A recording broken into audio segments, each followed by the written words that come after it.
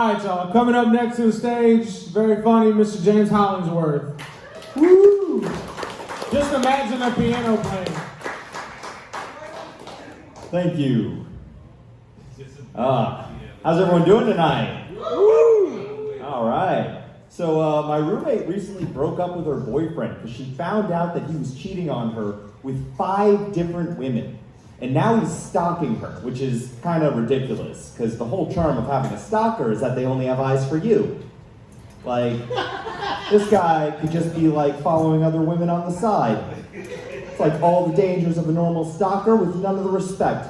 Like, ladies, imagine you're in the parking lot, some guy jumps out from behind you, grabs you, drags you to his car, and then when you get there, there's already some other woman tied up in the back seat. Like, wouldn't you just feel completely unappreciated? But yeah, we should have known he was a bad guy from the start, because he was always really confident when he talked to women. And I think the only reason people are really confident when they talk to the opposite sex is because they know they're going to be the crazy one in that relationship. That's why ideally I think we should all be tentatively afraid of each other when we approach, right? Like, ladies, if you're talking to a guy, you know, he might seem like a nice guy, but you need to keep it in the back of your head that he might try to physically harm you one day. And guys, if you're talking to a nice gal, she might seem nice, but you got to keep it in the back of your head that she might try to say something that'll cause you to physically harm her one day. So we just all have to be concerned about things. I tried getting advice from a pickup artist on YouTube on how to ask women out, and his advice was just keep on asking out random women until eventually one of them says yes. That roughly 1 in 50 will say yes. That is a very small success rate. That is a 2% success rate. To give you an idea of how small that is, consider that Stockholm Syndrome affects roughly 8% of the population. Now, I'm not saying you should like kidnap women in place of asking them out. I'm just saying that's what the data supports. But a better way, you know, I find is like having gay guys hit on me. Because then I can see, you know, what it's like to have a man approach me. So like if a guy is, you know, super aggressive, very needy and demanding, hey, that just puts me off and makes me feel bad. So I don't do that to women. But if a man compliments my eyes, I walk away feeling wonderful. Like it makes my day. And it's great. It's like this non-threatening way you can approach people. It pretty much works on everyone. Like you, man. Can I just say that you have very expressive and honest eyes? It's a joy to watch you smile. See, that's a very easygoing way. She's smiling, it's happy, and it works on everyone. Like you, man. Can I just say, all right, so there's nothing special about her eyes, but for most people, this is like a surefire strategy. I'm sorry, man. I just looked over and I blanked for a moment. But I had to give it a shot. It's like my father always says, you know, you miss 100% of the shots that you take, you failure. So my roommate, she tried to hook me up with one of her friends, and to do this, we went on a double date to a gay bar because they're very socially liberal. They wanted to go there, and that's fine by me. But when we got there, they ordered drinks, and then they immediately went to the restrooms. Now we had to watch their drinks as if anyone was going to do anything to their drinks at the gay bar. But now I'm thinking, oh man, it's just me and this other guy. Now all these gay guys are going to hit on us, and I'm going to feel really uncomfortable. And it turns out the only thing more uncomfortable than having a bunch of gay guys hit on me is having a bunch of gay guys hit on my more attractive friend standing next to me. It wasn't even just the gay guys. It was like the trans people and the straight women who came just to dance. I was getting passed up by the entire Kinsey scale. And what's worse is we had drinks, we were talking, we were laughing at each other's jokes. Why did they think he was with me? Was he so out of my league that they just thought they could roll up and take my man from me? You know, it's, I was upset, sir. I actually chased one of these gay guys down and I said, hey, you get back here and compliment my eyes this instant. So I was on a dating website not too long ago. You know, I was swiping through and I came across this beautiful woman with a bunch of tattoos. And she would have been perfect if it wasn't for like the tiniest of swastika tattoos.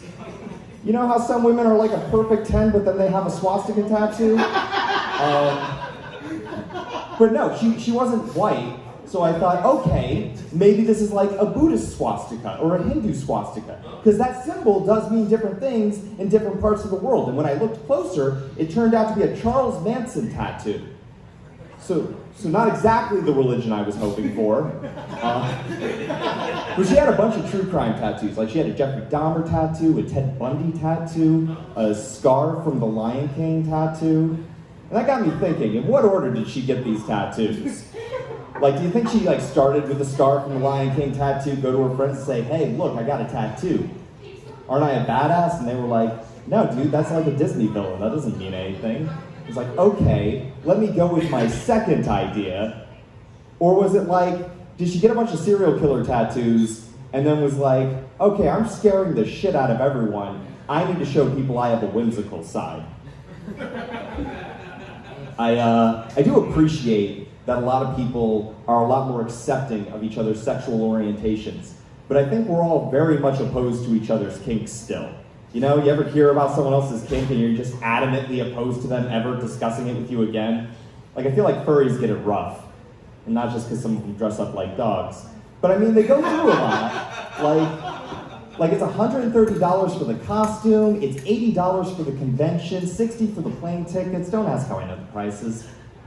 And they do all of that just so they don't have to fuck an actual koala. That's called being responsible, right? Some women like to be choked. And I'm fine with that. I would, however, be a little concerned. Like, I'd be a little, hesitant if I, was with my partner and she wanted to be choked and I accidentally went a little too hard and she stopped breathing. I'd be terrified. The only thing scarier than that would be like if 10 minutes later she woke up screaming in my trunk as I'm driving off to the Everglades. Like, on the one hand, I would be relieved that she's alive, but on the other hand, like, is she gonna be cool about this? Can I pop this trunk, or do I need to finish this drive to the Everglades? Like, how open-minded are we gonna be about this? I think my favorite kind of porn is POV porn. I enjoy the intimacy, but, not all POV porn is made the same. Like this one time, I was watching a video, and like the lady gets on, and she's like, oh my God, are you jerking off again? And it's like, this is a very aggressive way to start things off. But you know what? Maybe it'll pay off, because she'll start taking off her clothes, and then it's like maybe the meanness turning into that, will be sexy. But then she never took off her clothes. She just kept on insulting me. And the insults got more specific as it went on. I can't believe you're wearing that stupid hat and your dumb hazel eyes. And it's like, what? How do you know that? What it turned out to be was I accidentally opened a Zoom call with one of my coworkers. And she just wears her hair differently outside of work. So I was kind of misled. It seems like her fault, right?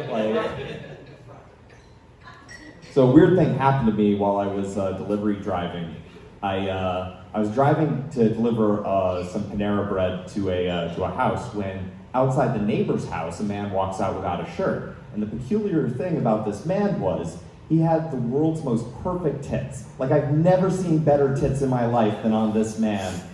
And it's how man boobs are usually flat and lifeless. They're two slices of pizza just sort of awkwardly hanging off the body, This guy's, his popped in a way man boobs aren't supposed to pop, right? He had a skinny frame and he put on a lot of weight, and that just, I don't know if he had a disease, because he also looked like he was expanding like a refugee, when you starve, you just sort of you start ballooning because of parasites and stuff. I don't know how sick this man was, but I do know whatever he had, it was making his boobs look perfect. And I was staring at him for a good long time, and I know this because he did that thing that people will do if you stare at them long enough. He waved at me like we might have known each other, and that just made things worse, because if you have the most perfect boobs I've ever seen and you wave at me, as a biological imperative, I'm gonna walk over to you, which is even more confusing for him, because it's I have a package. So the only assumption he can make is that I'm delivering him this package. And I can't just be like, oh no, this is for your neighbor, I'm just here for the off chance that you'll let me motorboat you. I had to give him this other guy's food. I want to say that it was nobody's fault, but he had to know what he was doing, right? Ladies, you wouldn't just let the girls out and not know exactly what you were doing. This had to be like some kind of mermaid level trickery, right? Like I never got that whole mythos where there's a bunch of sailors and they see a half fish woman and then they just drive their boat into the rocks, but now I get it. I sort of relate to that story now. This guy's just like collecting Amazon packages and pizza that was supposed to go to his neighbors. Never has to pay for another thing in his life.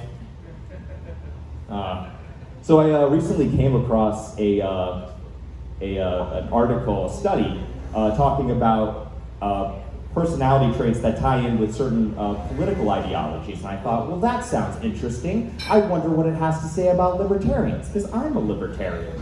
And what it said was, yes, libertarians are some of the most emotionally detached and least empathetic people that we surveyed. I thought, wow, that really hurts the feelings I don't have. But no, I have feelings, like sometimes I feel anger and profit. Profit? And that's two feelings right there, so fuck that study. Yeah. One of the hard things I have about libertarianism is that, like, it's a political philosophy based entirely around consent, but anytime I try to talk about it with people, oh boy, do they not consent. So it's really hamstringing the whole operation. I've been getting a lot of my news from extremists on YouTube because YouTube will demonetize those channels. And it turns out I would rather be on a watch list than watch a commercial. So that kind of works out. But I have been learning some things from these channels, like apparently some people think 9/11 was an inside job. But my therapist says that the real inside job is the one where we work on ourselves. Yeah. So she's probably in on it. Did you guys like the twist ending to that? Where the doctor was a woman? Yeah. Gets them every time, you know? Another story I came across, father of Parkland shooter survivor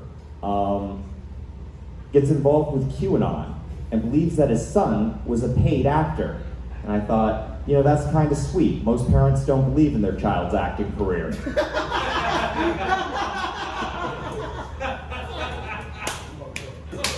So I kind of hate the culture war because I feel like we always take away, we always make the wrong takeaways when we argue with it.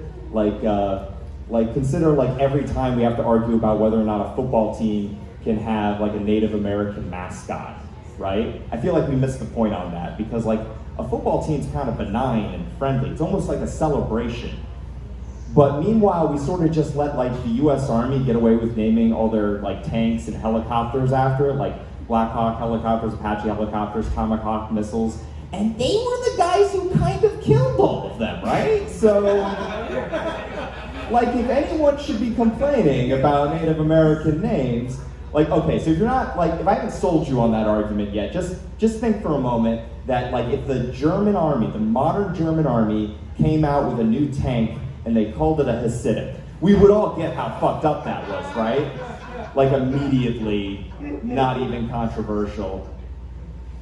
So, not everyone's a fan of racial humor as much anymore. I feel like, people are a little more sensitive on it, which is really rough on my nephew, because he's 7, and he's at that age where all he wants to do is pull his eyes sideways and pretend like he's Chinese.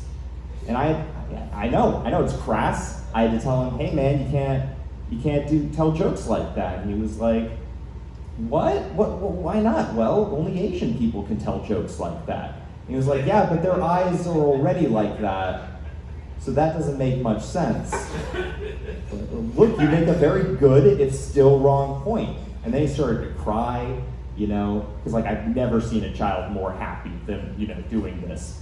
But, and I remember, I could sympathize, because I remember when someone told me I couldn't do the whole Asian eye thing, like a week ago, I was devastated, utterly devastated. But I told him, just cheer him up, like, hey man, there are some jokes only someone like you could tell, because you're half white, you're half black, you've got options. He's like, oh yeah, like what? Well, you can call your white father the N-word, and he can't do anything about that. It's like, okay, but what about my mom? I don't think anyone can call their mom the N-word. That's just not how that works. All right, you've all been great. My name's James Hollingsworth. Give it up for your host, Lonnie.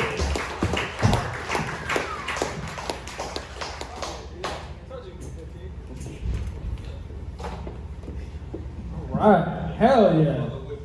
That was a pretty good crowd. Y'all give it up for yourselves one time before I bring up the next comedian.